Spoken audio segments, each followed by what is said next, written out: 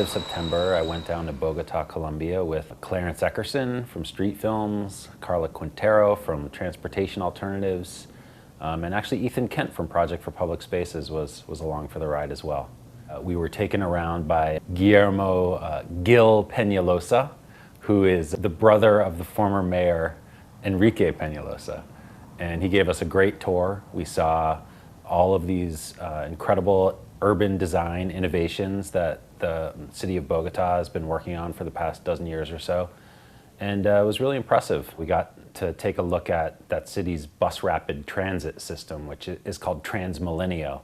About 10 years ago, when Enrique Peñalosa became mayor, there was a plan on the table to build a network of elevated highways all throughout the city of Bogotá. It was incredibly expensive and multi-billion-dollar project. And Peñalosa and his administration looked at this project and said, this isn't going to do anything actually to solve our traffic congestion problem. It's going to create huge negative environmental impacts on the city as a whole. So Peñalosa decided to scrap that project and instead, for a fraction of the cost, replace it with what I think still today is probably the world's most advanced bus rapid transit system. Tell us what is Transmilenio?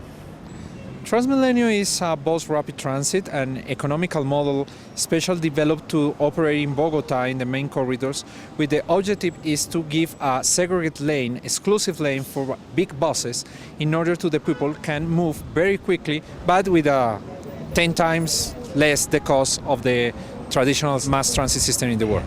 Some people call it surface subway. And you could kind of see why. It's buses on rubber wheels, just like you'd see buses in New York.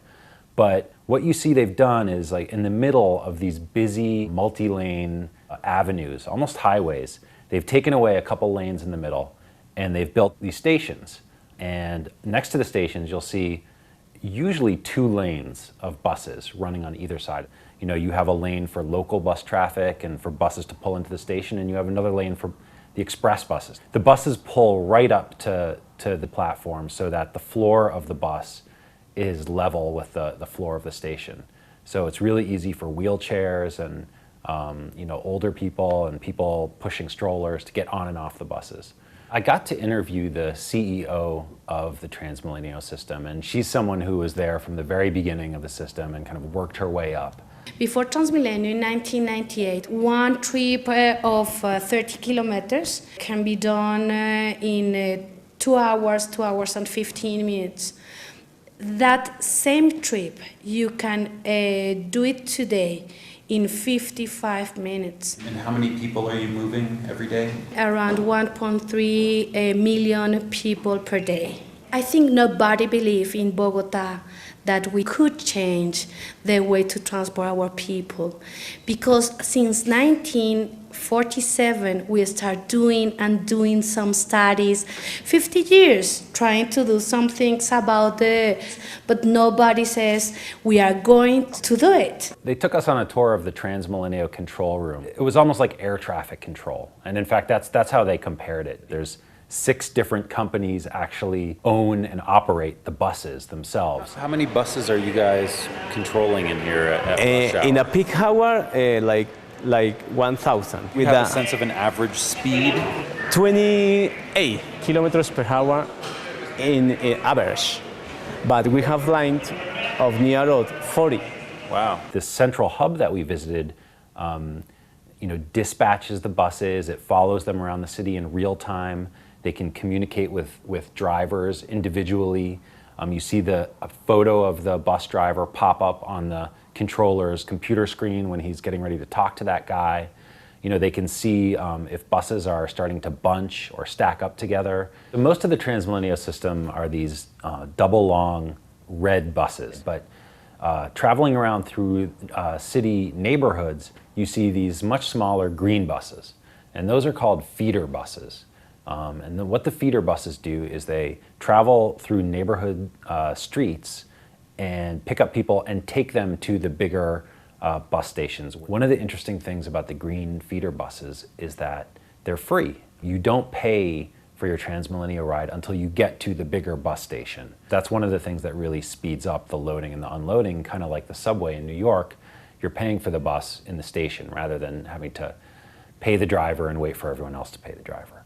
One of the most impressive sort of intermodal transportation features that we saw while we were in Bogotá was this bike parking facility inside of a bus station. For the Transmilenio system, it's very important the integration between transportation means. We have today 3 terminals and 1 station with bike parking facilities.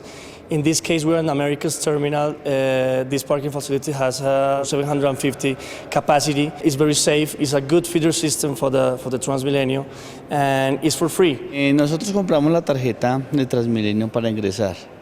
Pasamos por la registradora y dejamos los datos ahí. Nosotros nos dan un sticker con un número de identificación de la bicicleta. Nosotros damos el nombre y el sticker y siempre nos preguntan a la salida y a la entrada. Hay veces que el Transmilenio lo utilizo 4 o 5 veces en el día y es el mismo trayecto. Me vengo en bicicleta y me voy en bicicleta. Para mí es bueno. They believe that for every 20 people they can get to bike to the bus station, that's one less of these green feeder buses that they need to operate. And that saves the transit system a lot of money. So for Bogotá, bicycles are a really critical part of the mass transit system. One of the things that's really striking about Transmilenio is all times a day, it was just packed. I mean, almost if there's a criticism of the system, you know, that had to be it. But, you know, it was really kind of mind-blowing. I mean, the fact that, you know, as an American, I mean, I don't know that much about Colombia. I think of it as a, you know, developing nation or a third world country. This bus system was so much more advanced and high-tech than anything I've ever seen in the US. How has Transmilenio changed the city?